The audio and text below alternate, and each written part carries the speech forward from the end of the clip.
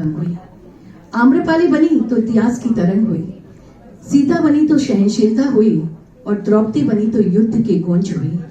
नारी जो मुमताज बनी तो ताजमहल बनी, संयुक्ता बनी तो प्यार भरा दिल बनी, पारो बनी तो मोहब्बत की कहानी बनी और हीर बनी तो जिंदगी तूफान बनी। नारी जो मदर टेरेसा बनी तो ममता भरा दिल बनी, लक्ष्मीबाई बनी तो वीरांगना बनी, पद्मनी बनी तो इतिहास का जौहर बनी और पन्नाधाई बनी तो स्वामी भक्ति की मिसाल बनी। नारी जो मरुदेवी माता बनी तो प्रथम मोक्षगामी बनी, चंदनबाला बनी तो 36,000 साध्वियों की सिरमौर बनी, सुलसा और रेवती बनी तो तीर्थंकर गोत्र उपार्जिका बनी और ब्रह्मी और सुंदरी बनी तो अंक और अक्षर की तालीम बनी। नारी जो मैना सुंदरी बनी तो नवपद की आराधिका बनी, अनुपमा देवी बनी तो ज्ञान धर्म और दान का त्रिवेणी संगम बनी, राजीमती बनी तो रथ नेमी की पथ प्रदर्शिका बनी और प्रभु नेमिनाथ से पहले मोक्षगामी बनी। नारी जो वामा और त्रिशला बनी तो तीर्थंकर की जन्मदायिनी बनी। नारी जो लोपामुद्रा और विश्ववारा बनी तो स्त्रियां पंडित बनी, जूही अदिति और सावित्री बनी तो वैदिक ऋचाओं की जनक बनी, मैत्रेयी और गार्गी बनी तो विदुषियां बनी, मीरा बनी तो भक्ति की पराकाष्ठा बनी, रत्नावली बनी तो तुलसीदास जी की प्रेरणा बनी, अनारकली बनी तो प्यार का साज बनी और सुस्मिता बनी तो भारत का ताज बनी, भारत का ताज बनी।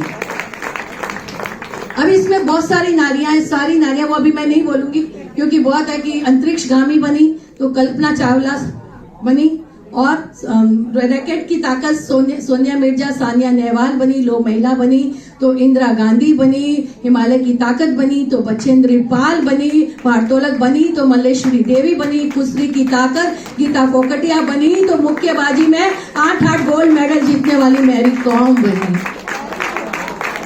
कलम की धनी बनी तो माँ श्वेता देवी महादेवी वर्मा बनी, सीने पट की नायिका देविका रानी बनी तो राज्यसभा की प्रथम सदस्य नरगिस दत्त बनी। मैं ये पूरा और 1 घंटा बोल सकती हूँ इन सारी नारियों पर, लेकिन मैं आपका समय ज्यादा नहीं लूंगी।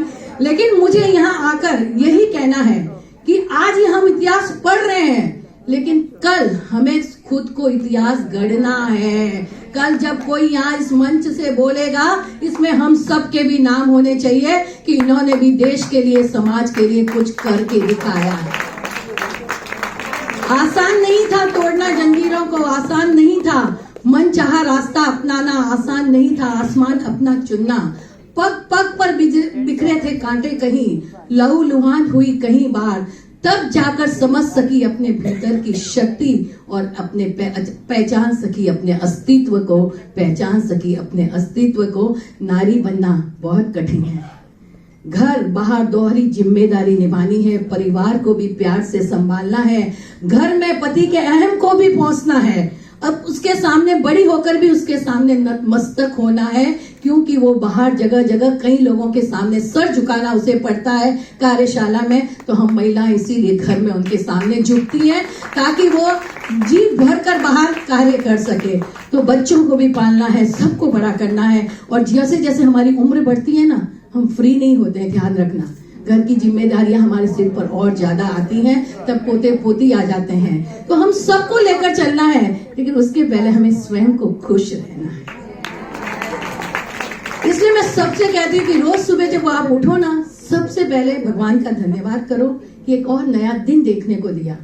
फिर घर के सबसे बड़े आईने के सामने जाकर खड़ी हो जाओ, मुस्कुराकर कहो ये दुनिया की सबसे खूबसूरत महिला है। सच कहती हूँ, क्योंकि अपनी पीठ थपथपाना हमें स्वयं करना पड़ेगा, कोई बाहर वाला आकर अपनी पीठ नहीं थपथपाएगा। और अपने आप को कभी भी किसी से कम मत आंको और जिस